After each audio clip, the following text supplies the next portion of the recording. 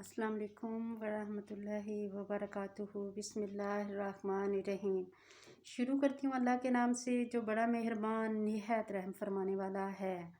سورۃ الاعراف مکیات کا ترجمہ آج میں آپ کے سامنے پیش کروں گی انشاءاللہ۔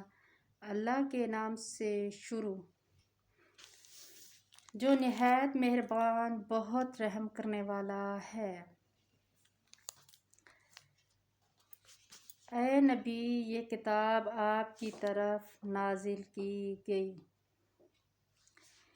یہ آیت الکرسی آپ پڑھتے ہو نا، تو آیت الکرسی میں آتا ہے الف لام میم صاد،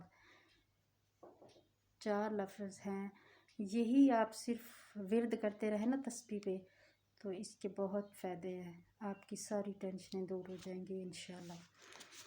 اے نبی، یہ کتاب آپ کی طرف نازل کی گئی ہے، اس سے آپ کے سینے میں کسی قسم کی تنگی نہیں ہونی چاہیے، تاکہ آپ اس کے ذریعے سے لوگوں کو ڈرائیں، اور یہ مومنوں کے لیے نصیحت ہے۔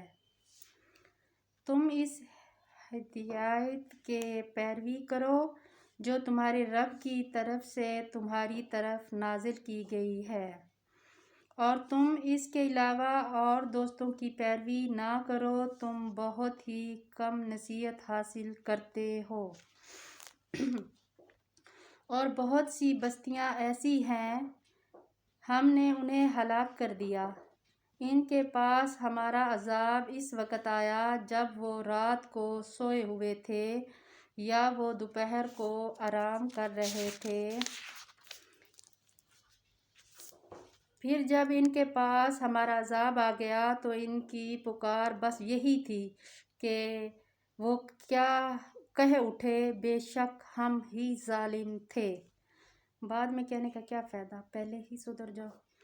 چنانچہ ہم ان لوگوں سے ضرور سوال کریں گے جن کی طرف رسول بھیجے گئے، اور ہم رسولوں سے بھی ضرور سوال کریں گے۔ پھر ہم سب کچھ اپنے علم سے ان کے سامنے ضرور بیان کریں گے، اور ہم دنیا میں غائب غیر حاضر تو نہ تھے۔ اللہ تعالیٰ کہہ رہے ہیں کہ آخرت میں یہ سوال آپ سے ضرور کروں گا کہ دنیا میں غائب تو نہیں تھا۔ تو اللہ تعالیٰ تو ہر وقت ہمارے ساتھ ہے، ہم ہی کو نہ سمجھ نہیں آتی، ہم بھول جاتے ہیں۔ پھر ہم سب کچھ اپنے علم سے اس کے سامنے ضرور بیان کریں گے، اور ہم دنیا میں غائب غیر حاضر تو نہ تھے، اور اس دن اعمال کا وزن کیا جانا برحق ہے۔ پھر جس شخص کے نیک اعمال کے وزن بھاری ہوں گے تو وہی لوگ فلاح پانے والے ہیں، اور جس شخص کے نیک اعمال کے وزن ہلکے ہوں گے تو وہی لوگ ہیں جنہوں نے اپنی جانوں کو خسارے میں ڈالا، اس لیے کہ وہ ہماری آیتوں کے ساتھ بے انصافی کرتے تھے۔ توبہ استغفار۔ اور بلا شبہ ہم نے تمہیں زمین میں قدرت دی اور اس میں تمہارے لیے گزران کے اسباب فراہم کر دیے، تم بہت ہی کم شکر کرتے ہو۔ اور بلا شبہ ہم نے تمہیں پیدا کیا، پھر تمہاری صورتیں بنائیں، پھر ہم نے فرشتوں سے کہا تم آدم کو سجدہ کرو، چنانچہ سب نے سجدہ کیا سوائے ابلیس کے، وہ سجدہ کرنے والوں میں شامل نہ ہوا۔ اللہ تعالیٰ نے کہا تجھے کس چیز نے روکا کہ تو نے سجدہ نہیں کیا، چنانچہ میں نے تجھے حکم دیا تھا۔ وہ بولا میں اس سے بہتر ہوں، مجھے تو نے آگ سے پیدا کیا اور اسے تو نے مٹی سے پیدا کیا ہے۔ اللہ تعالیٰ نے کہا پھر تو اس آسمان سے اتر جا، کیونکہ تیرے لائق یہ نہیں ہے کہ تم اس میں تکبر کرتا، لہٰذا تو نکل جا، بے شک تو ذلیلوں میں سے ہے۔ اس نے کہا تو مجھے اس دن تک مہلت دے جب لوگ قبروں سے اٹھائے جائیں گے۔ اللہ تعالیٰ نے کہا بے شک تجھے مہلت دیں گے، لوگوں میں سے ہے۔ وہ بولا پس اس وجہ سے کہ تو نے مجھے گمراہ کیا تو میں ان لوگوں کو گمراہ کرنے کے لیے تیرے سیدھے راستے پر ضرور بھٹکاؤں گا، سیدھے راستے سے ضرور بھٹکاؤں گا۔ پھر میں اس کے سامنے سے اور اس کے پیچھے سے اس کے پاس ضرور آؤں گا، اور ان کے دائیں سے اور ان کے بائیں سے بھی، اور تو ان کی اکثریت کو شکر گزار نہیں پائے گا۔ دیکھو، جب ہم ترجمہ پڑھتے ہیں تو ایسے لگتا ہے جیسے اللہ تعالیٰ سے باتیں کر رہے ہیں، تو کوشش کیا کرو تھوڑا سا بھی، ایک رکوع بھی آپ اگر قرآن پاک پڑھتے ہو نا تو آپ ترجمہ لازمی پڑھا کرو، کیونکہ ترجمہ پڑھنے سے ہی ہمیں علم حاصل ہوتا ہے۔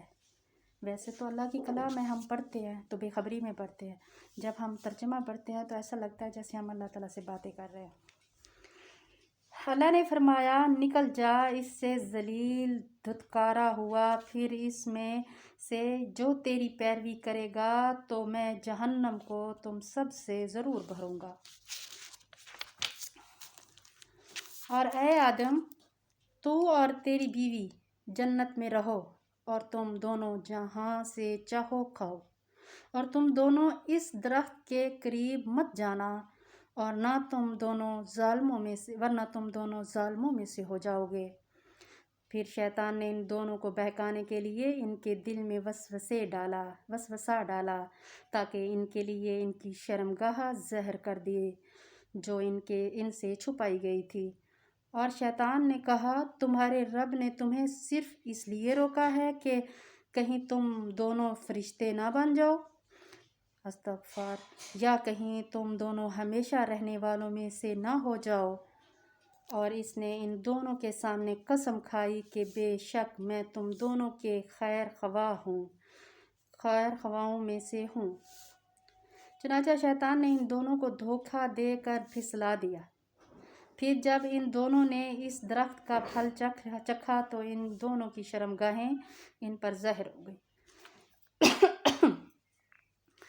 اور وہ دونوں اپنے اوپر جنت کے پتے چپکانے لگے تاکہ ستر ڈھانک سکیں۔ اور ان کے رب نے ان کو آواز دی، کہا، میں نے تمہیں نہیں اس درخت سے روکا تھا، اور میں نے تمہیں یہ نہیں کہا تھا کہ شیطان تم دونوں کا کھلا دشمن ہے؟ واضح ہمیں بتایا گیا ہے کہ شیطان ہمارا کھلا دشمن ہے، پھر بھی ہم شیطان کے وسوسوں میں آنے سے گھبراتے نہیں ہیں، بھاگ کے جاتے ہیں۔ انہوں نے کہا، اے ہمارے رب، ہم نے اپنے آپ پر ظلم کیا، اور اگر تو نے ہمیں نہ بخشا اور تو نے ہم پر رحم نہ فرمایا تو یقیناً ہم خسارہ پانے والوں میں سے ہو جائیں گے۔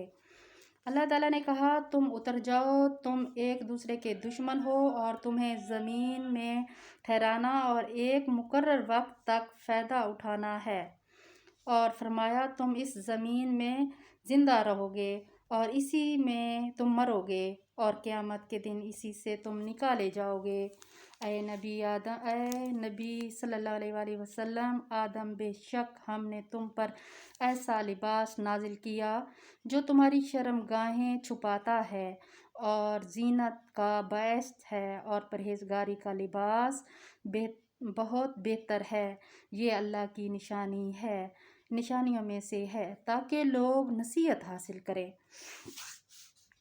اے نبی صلی اللہ علیہ وآلہ وسلم، آدم، کہیں شیطان تمہیں فتنے میں نہ ڈال دے، جس طرح اس نے تمہارے ماں باپ کو جنت سے نکلوایا تھا جب اس نے ان دونوں کا لباس اتروایا تھا تاکہ ان کو ان کی شرمگاہیں دکھا دے۔ بے شک وہ اور اس کا قبلہ تمہیں دیکھتا ہے جہاں سے تم انہیں نہیں دیکھ سکتے۔ بے شک ہم نے شیطانوں کو ان لوگوں کے دوست بنا دیا جو ایمان نہیں لاتے، اور جب وہ کوئی بے حیائی کا کام کرتے ہیں تو کہتے ہیں، ہم نے اپنے باپ دادا کو یہی کرتے پایا اور اللہ نے ہمیں اس کا حکم دیا ہے۔ اے نبی صلی اللہ علیہ وآلہ وسلم، آپ کہہ دیجئے، اللہ قطعاً بے حیائی کا حکم نہیں دیتا، کیا تم اللہ کے ذمہ ایسی باتیں لگاتے ہو جو تم نہیں جانتے؟ توبہ، استغفار۔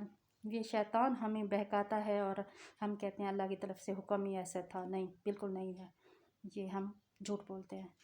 کہہ دیجئے میرے رب نے انصاف کرنے کا حکم دیا ہے اور یہ کہے ہر نماز کے وقت اپنا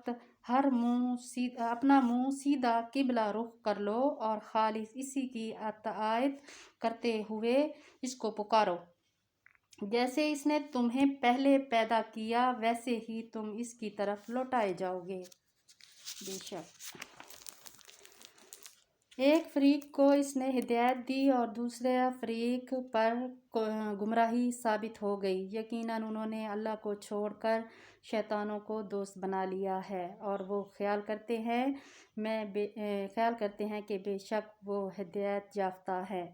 اے نبی آدم، تم ہر نماز کے وقت اپنی زینت اختیار کرو اور کھاؤ پیو اور فضول خرچی نہ کرو، بے شک وہ فضول خرچی کرنے والوں کو پسند نہیں کرتا۔ بے شک اے نبی کہہ دیجئے جو زینت اور کھانے پینے کی پاکیزہ چیزیں اللہ تعالیٰ نے اپنے بندوں کے لیے پیدا کی ہیں وہ کس نے حرام کی ہیں؟ کہہ دیجئے یہ پاکیزہ چیزیں دنیا کی چیزیں ہیں، ان لوگوں کے لیے بھی ہیں جو ایمان لائے، اور جب قیامت کے دن یہ خاص مومنوں ہی کے لیے ہوں گی۔ اسی طرح ہم آیات کو ان لوگوں کے لیے کھول کر بیان کرتے ہیں جو علم نہیں رکھتے۔ کہہ دیجئے بے شک میرے رب نے بے حیائی کی باتوں کو حرام ٹھہرایا ہے، چاہے وہ ظاہر ہوں یا چھپی ہوئی، اور گناہ کو اور ناحق ظالم کو بھی، اور یہ بھی حرام ہے کہ تم اللہ کے ساتھ اس چیز کو شریک ٹھہراؤ جس کی انہوں نے کوئی دلیل نہیں اتاری، اور یہ بھی حرام ہے کہ تم اللہ کے متعلق وہ باتیں کہو جو تم نہیں جانتے۔ اور ہر امت کے لیے ایک وقت مقرر ہے، تو جب وہ ان کا مقرر وقت آ جائے گا تو وہ اس سے لمحہ بھر پیچھے نہیں ہوں گے اور نہ آگے ہوں گے۔ توبہ استغفار۔ بس جی اللہ تعالیٰ سے ہر وقت معافی مانگو، اللہ تعالیٰ کے آگے جھکے رہو، کیونکہ انسان جو ہے نا وہ گناہ کا پتلا ہے اور شیطان ہمارے ارد گرد منڈرا رہا ہے۔ وہ کبھی بھی چاہتا ہے کہ اس کو گمراہ کر دوں، تو ہم انسان گمراہ ہو جاتے ہیں، چاہے ہم مانیں یا نہ مانیں۔ گمراہی جو ہے وہ ہمارے ساتھ ہے، تو اس لیے کیونکہ شیطان جو ہمارے ساتھ ہے تو پھر گمراہ تو ہم ہو ہی جاتے ہیں۔ تو کوشش کیا کریں کہ ہر وقت اللہ تعالیٰ کی عبادت کریں اور اللہ تعالیٰ کے نام سے، استغفار سے، کلمے سے ہر وقت اپنی زبان تر رکھیں کہ شیطان آپ کے پاس بھی نہ آ سکے۔ اللہ حافظ۔ اور جتنا میں نے ترجمہ پڑھا اس پہ عمل کریں اور مجھے اپنے دعاؤں میں یاد رکھنا۔ اللہ حافظ۔ یہاں سے پھر آگے کل۔ اللہ حافظ۔